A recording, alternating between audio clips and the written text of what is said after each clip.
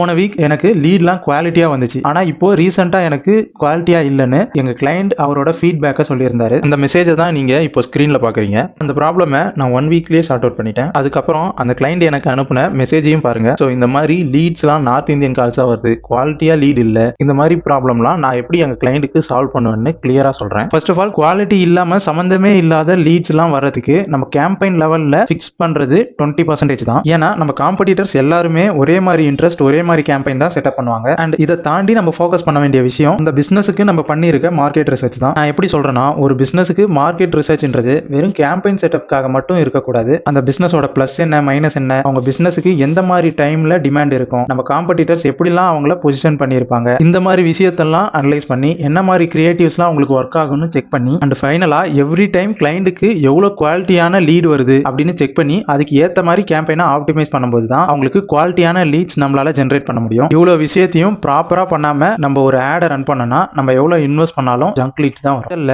ஒரு quality லீடையும் junk லீடையும் எப்படி define பண்றது அண்ட் மார்க்கெட் ரிசர்ச்சுக்கு என்னென்னலாம் நம்ம ரிசர்ச் பண்ணணும்ன்ற செக்லிஸ்ட் இது எல்லாமே டீடைலா எக்ஸ்பிளைன் பண்ணிருக்கேன். ஸோ அது வேணும்னா நம்ம ஃபாலோ பண்ணிட்டு லீட் குவாலிட்டின்னு டைப் பண்ணுங்க. நானே உங்களுக்கு பர்சனலா ஷேர் பண்றேன்.